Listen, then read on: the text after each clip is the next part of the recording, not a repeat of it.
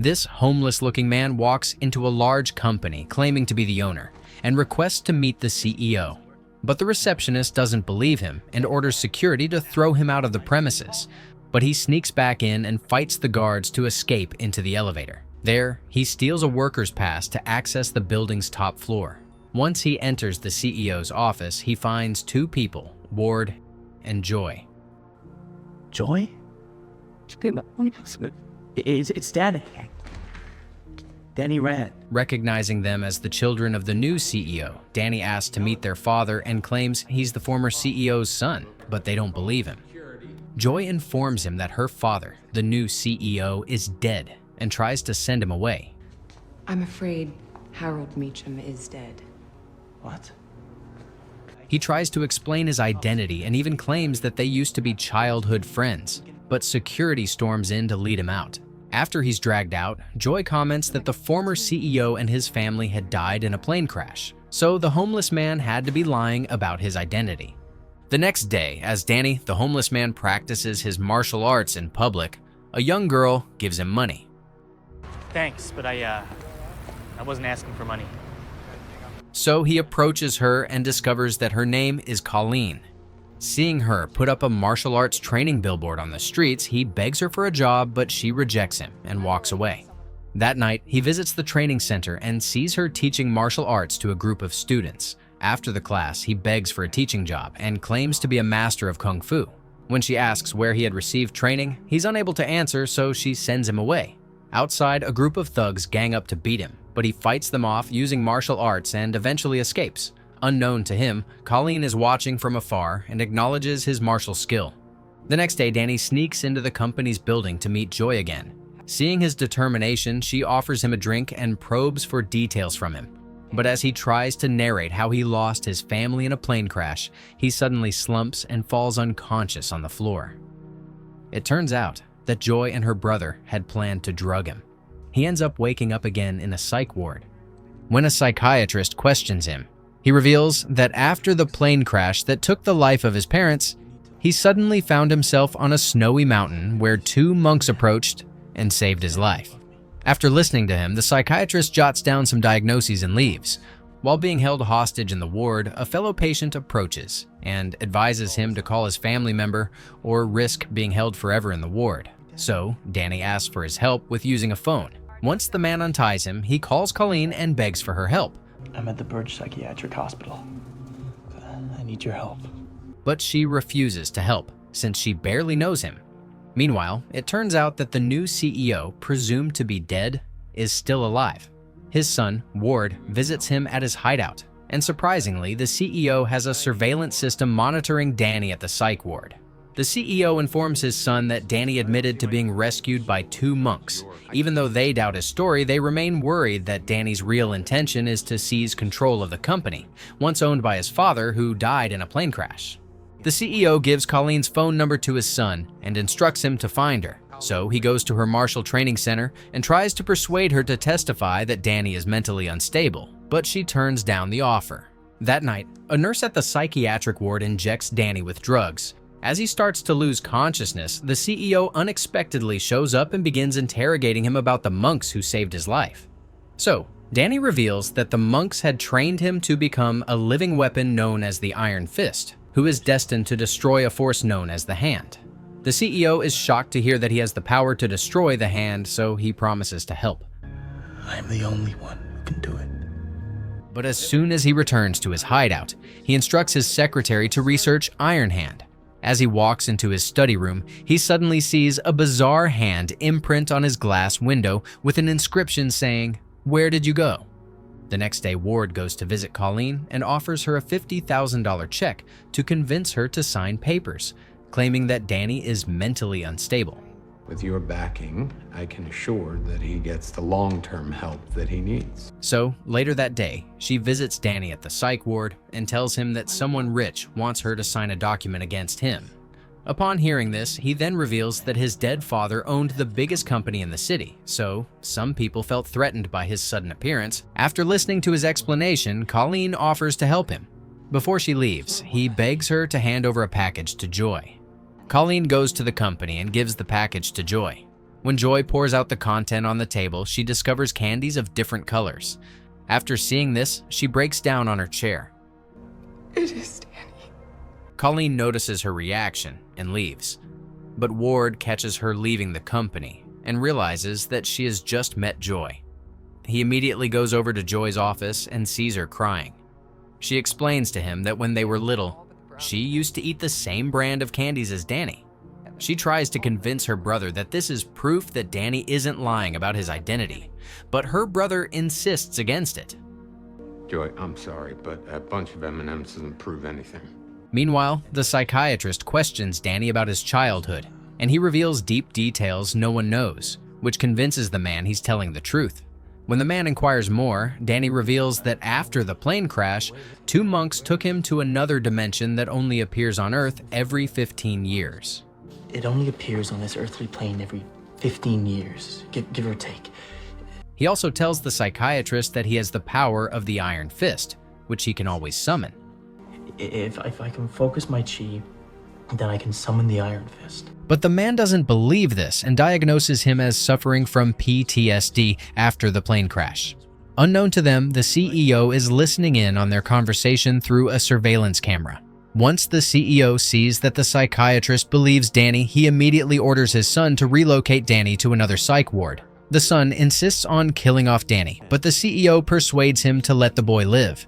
We can't risk him falling into the hands of anyone else. He said he is the sworn enemy of the Hand.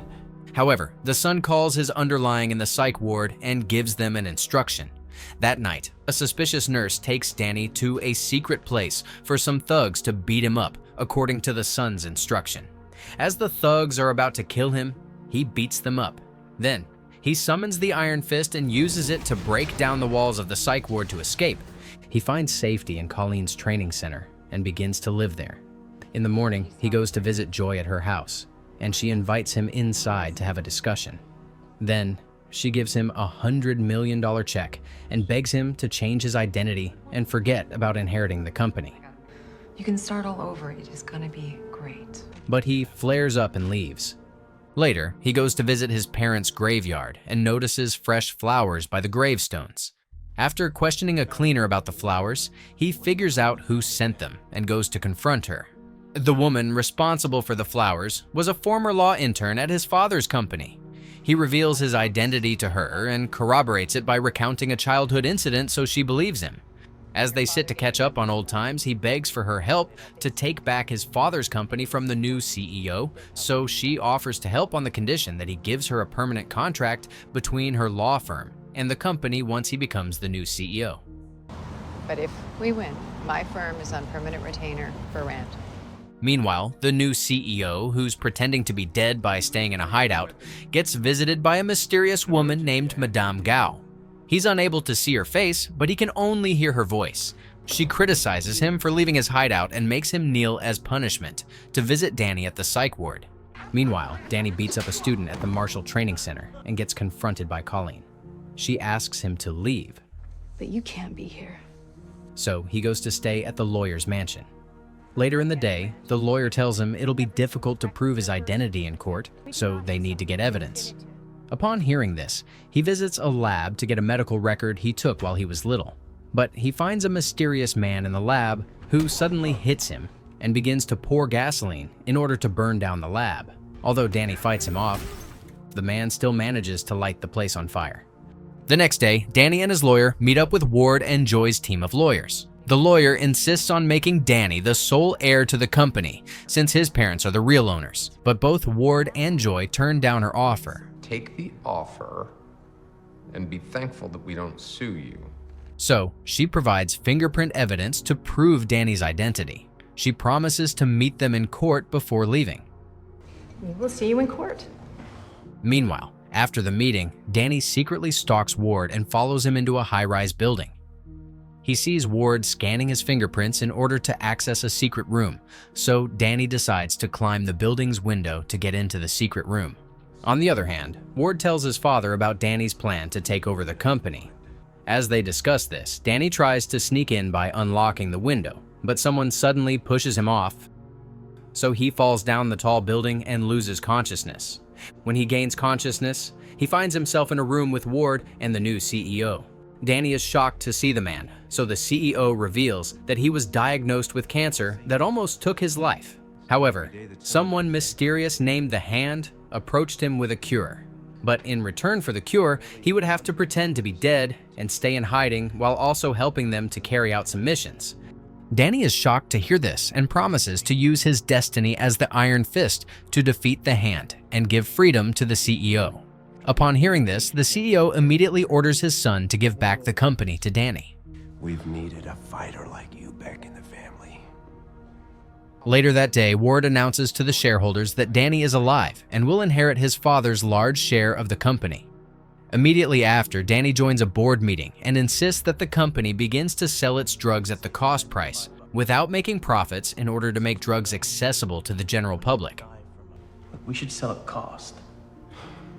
Although the board members disagree with this, Danny uses his position as the largest shareholder to enforce the rule.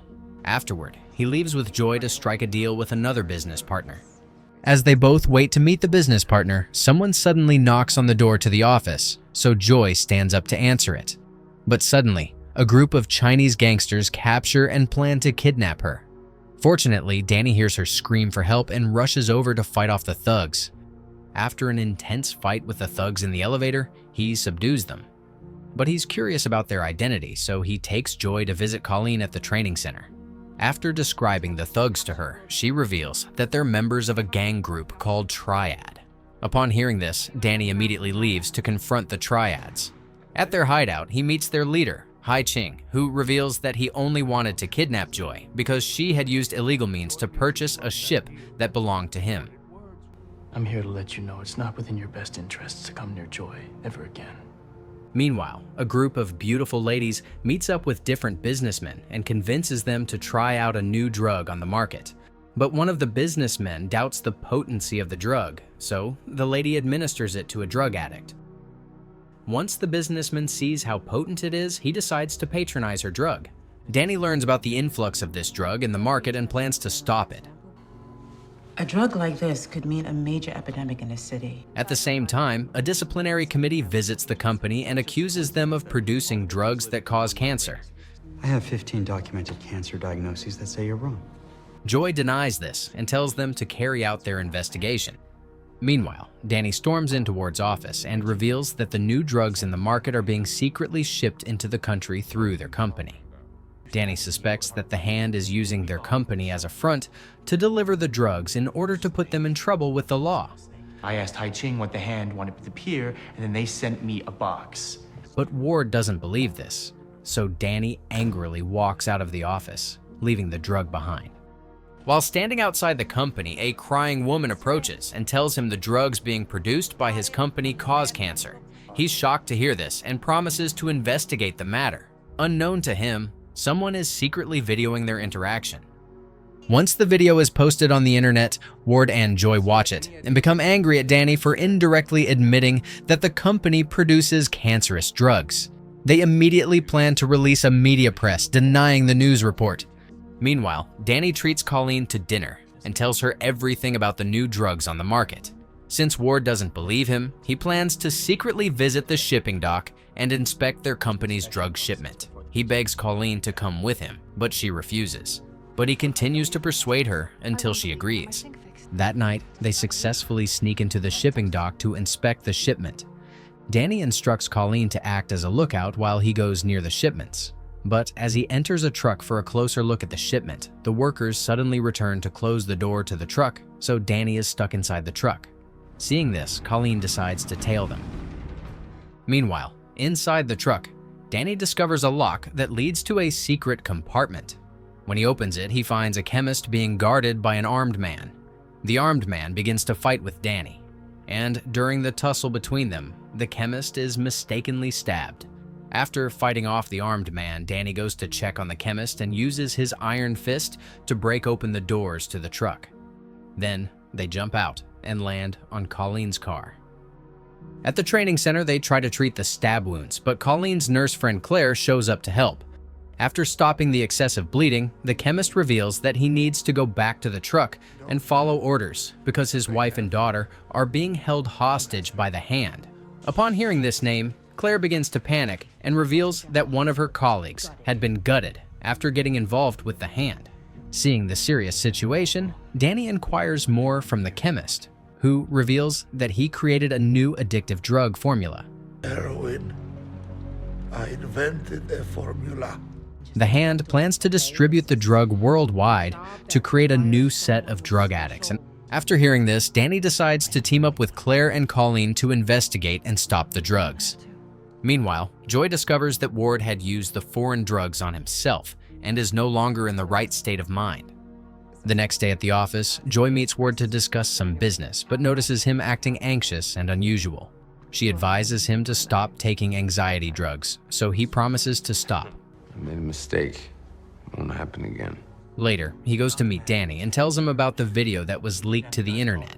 He tries to convince Danny to meet the media and deny that the company is producing cancerous drugs, but Danny's in a hurry to find the warehouse of the new drugs circulating the market.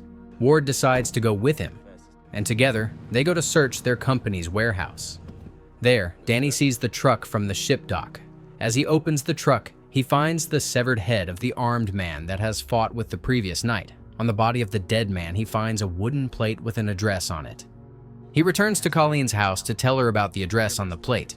He suspects it's an invite to a grand duel, and also believes that winning the duel will make the hand release the chemist family that's held hostage. Meanwhile, Ward has a meltdown due to his addiction to the new drugs, but pretends to be normal when Joy calls him to attend a board meeting. That night, Danny shows up at the grand duel location and announces his intention to challenge them. Upon hearing this, Madame Guo walks out to meet him and takes him to his first opponent. They immediately begin to fight, and in the first round, Danny is beaten up. However, he gets back from his feet and utilizes the teachings of his master to defeat them. Seeing this, Madame Guo takes him to the next round.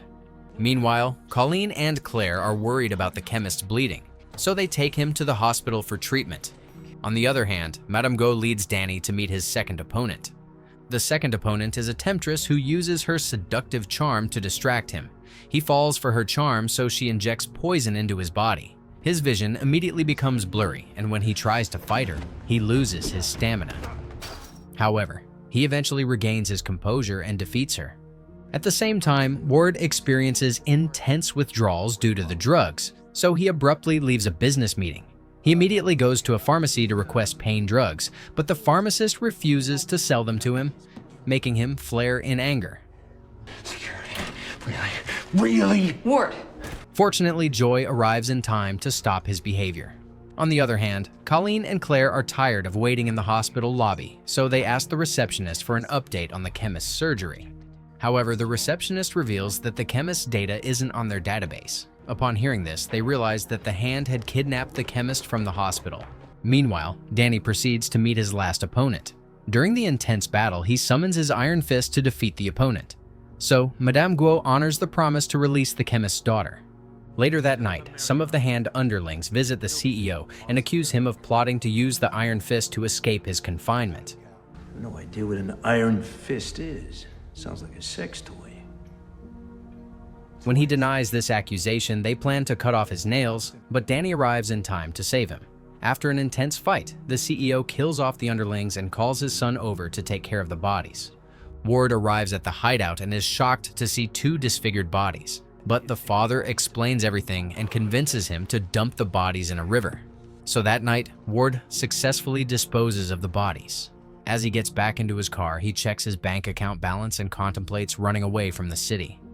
The next day, Madame Gao suddenly visits Danny at his company and tries to convince him not to interfere in the hand's activity. Although it's his destiny to defeat the hand, she doesn't want to get into a clash with him. She advises him to live an ordinary life as a businessman, but he suddenly asks her about his father and if she was involved in his death. My father. Did you make him an offer too? Hearing this, she scoffs and leaves. As she steps into the elevator, Danny spots her slipping a note to an employee. He then uses the iron fist to force the elevator doors open and pursue them. When he gets to the 13th floor, he begins to search around for the employees, and this leads him to eavesdrop on a conversation between Madame Gao and the employee. They plan to begin the mass production of addictive drugs by using the company as a frontier. After Madame Gao leaves, Danny confronts the employee and criticizes her for using his company to pursue an evil agenda. Then he takes her iPad containing all the information about the drugs before telling her to leave. Later that day, he goes to visit the CEO, and as they look at the content on the iPad, they discover that the Hand has been secretly using their company to ship drugs into the country. They find tons of shipping routes, transactions, and warehouse locations. From a glance, Danny immediately points out where they're holding the chemist hostage, so he leaves to convince Colleen to join him in rescuing the chemist. Meanwhile, Ward is on his way to escape the city, but the airport calls to inform him that his card has declined. So he immediately checks his account balance and is shocked to see it empty. On the other hand, Danny and Colleen go to seek help from a Chinese gang. Once the leader hears their plan to fight Madame Gao, he decides to join in. With you and your men by our side, they'll fear you too. So that night, the group attacked one of the Hand's bases. There, they find the kidnapped chemist and rescue him. The chemist reveals that he has given the drug formula to Madame Gao, and she's on her way to Anzhou, a city in China. Upon hearing this, Danny recalls that his parents were also on their way to Anzhou the day they had a plane crash. I would have 15 years ago if my plane hadn't crashed. While this is happening, the board members of the company suddenly storm into Joy's office and announce that she, her brother, and Danny have been voted out of the board committee. Meanwhile, Ward confronts his father about the missing money in his account, so the man tells him it's a precaution to prevent him from escaping the city. As they argue with each other, the father punches Ward to end the argument, but Ward notices a dagger on the table, so he picks it up and suddenly stabs his father multiple times. Afterward, he dumps the body in a river and leaves. The next day, Danny meets with Colleen and Claire to plan on how to take down Madame Gao. Danny suspects that his parents had planned to revolt against Madame Gao, and when she found out about it, she tampered with their plane, which led them to a plane crash. To uncover the buried truth, Danny proposes that they travel to Anzhou City to gather evidence. Meanwhile, Joy and Ward are served termination documents by a board member. Ward attempts to sign the document and leave the company, but Joy stops him and insists that they fight to stay in the company. I earned my position. I'm not gonna just walk away. While this is happening, Danny arrives in Anzhou and locates a factory using the information on the iPad. As he monitors the factory, he sees some guards chasing away a homeless beggar.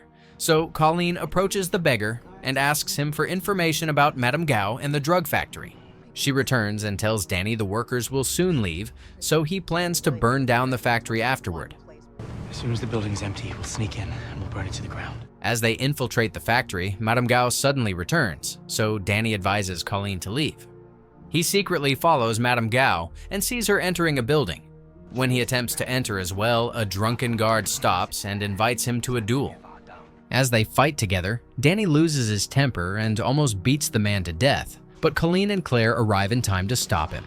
As the trio reunites to plan their next step, Madame Gao walks in and orders her underlings to fight and kill them. After an intense battle, Danny defeats all the guards and captures Madame Gao.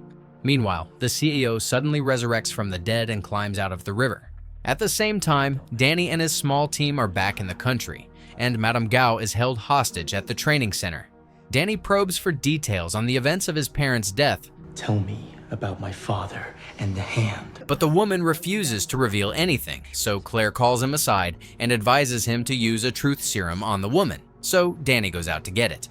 Meanwhile, the CEO returns to his hideout and finds his son there. Ward is shocked to see him alive, so the CEO explains that he can now live forever due to a drug the Hand administered to him. The CEO claims to have forgiven his son, so the two reconcile. That night, Danny returns with the truth serum, so Claire injects it into Madame Gao. After a while, Madame begins to confess and reveals that Danny's father had refused to do business with her, so they had to eliminate it. While confessing, Colleen suddenly stumbles into the room, making them realize that she has been poisoned.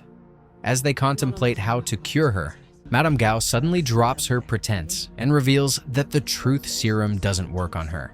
As they ignore her to focus on Colleen's poison, Colleen quickly instructs Danny to call her master, claiming he's knowledgeable about poisons. Meanwhile, Ward is confused about his father's resurrection, so he goes to meet a Chinese gang leader to inquire more. The man tells him that people who are given everlasting life by the hand tend to be more destructive each time they are revived from the dead. Each time he came back, It was worse. The man also advises Ward to leave the city as soon as possible. As Ward walks out of the building, some cops walk up to him and announce they found drugs in his car. Ward denies using drugs and claims it's a setup, but they ignore his claims and arrest him.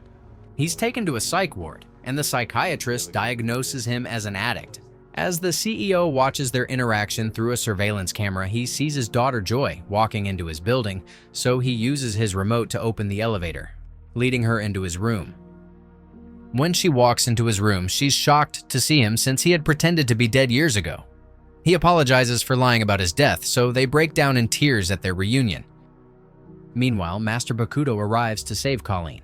But when he sees her in a bad state, he instructs Danny on how to use the power of the Iron Fist to heal Colleen. After the process, the poison disappears, but Danny suddenly falls unconscious.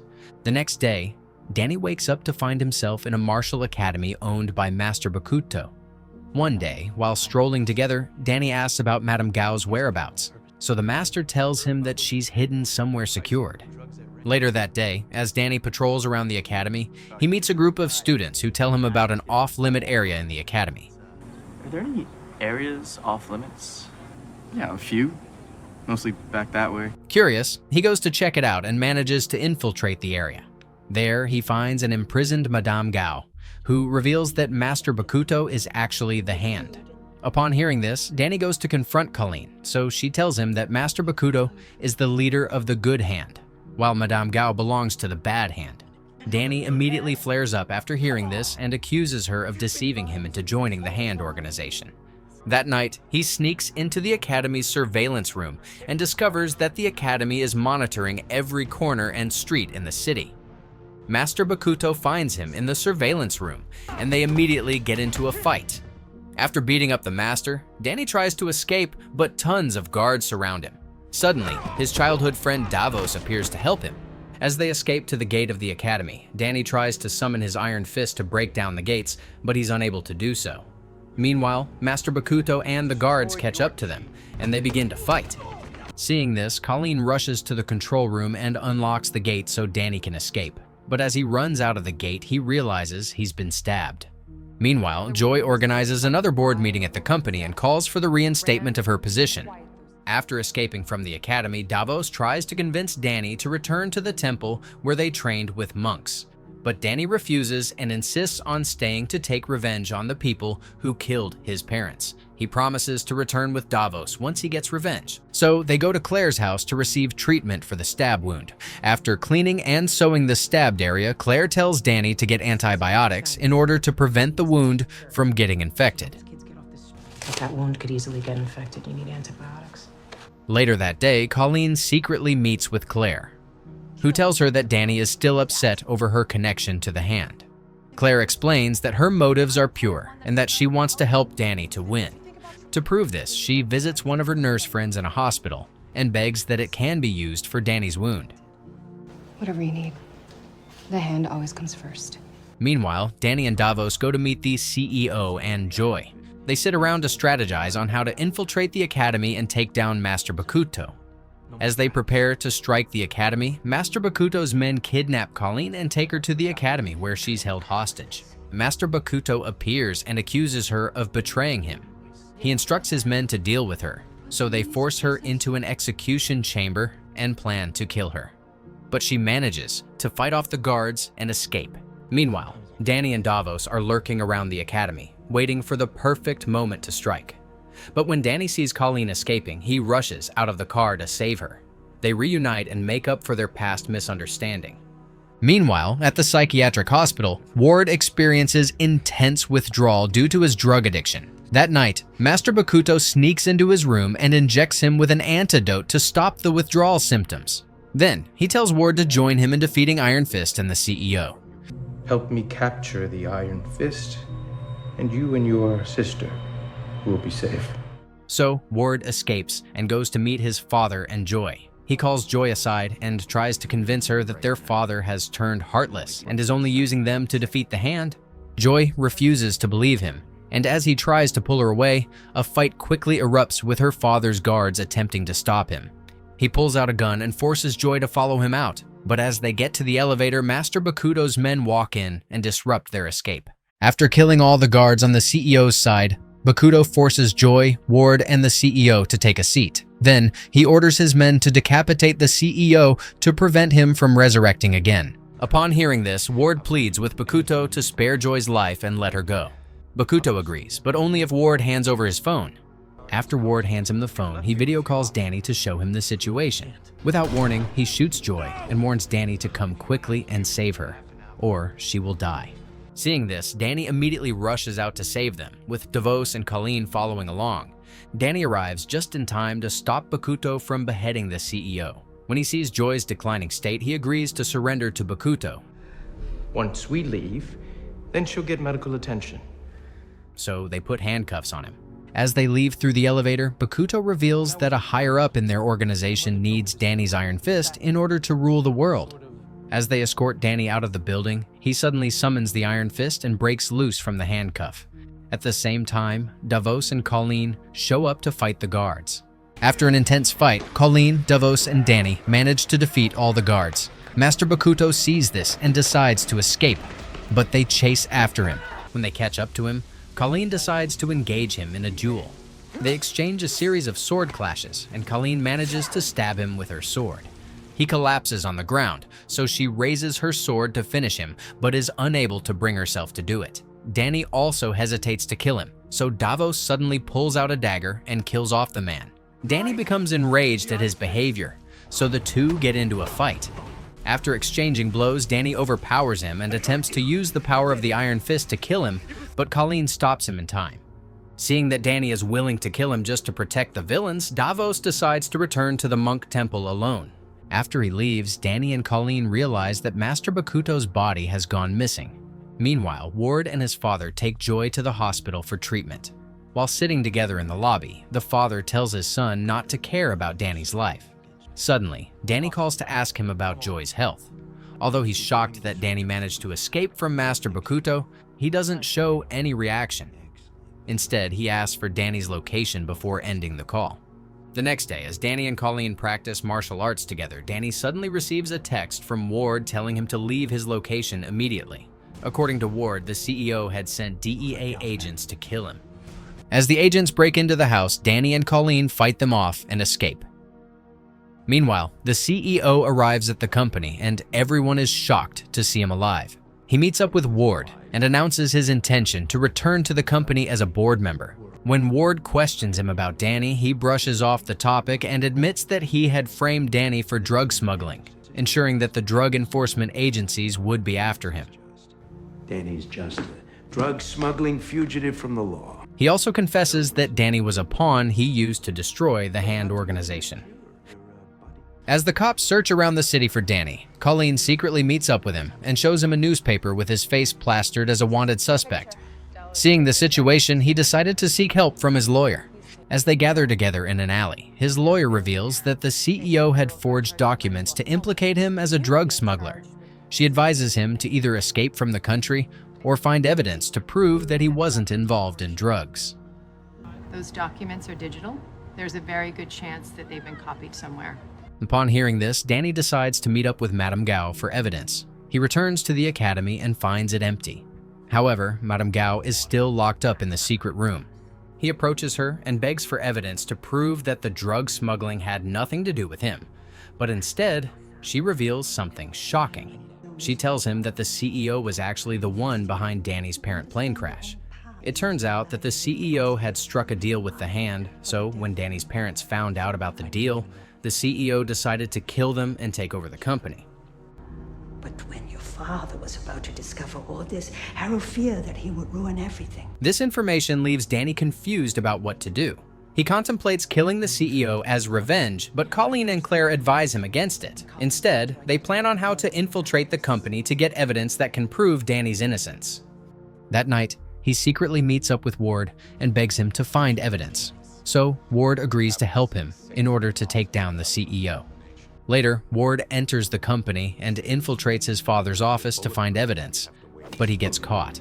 Meanwhile, Claire causes a distraction in front of the company by lighting up a gas tank. As the guards rush over to stop the fire, Claire and Danny enter into the company and begin to fight off the guards. Danny breaks the office window with his iron fist and begins to fight with the CEO's guard. Seeing this, the CEO immediately opens his safe lock to grab a gun, but Danny uses the power of the iron fist to shatter the ground, causing everyone to be blown away by the impact. However, the CEO quickly gets on his feet and tries to escape to the rooftop. Meanwhile, Ward finds the tablet containing evidence to prove Danny's innocence. Meanwhile, Danny pursues the CEO to the rooftop where they get into a fight. Just as the CEO draws a gun to shoot Danny, Ward appears and opens fire, causing the CEO to fall from the rooftop to his death. The next day, Ward orders the cremation of the CEO's body to prevent him from resurrecting. After everything settles down, Danny asks Colleen to follow him back to his training temple, so she agrees to join him. They journey across mountains to get to the door leading to the temple. But at the entrance, they find tons of dead bodies belonging to the hand operatives. Danny immediately goes to find the door to the temple, but discovers that the temple has vanished.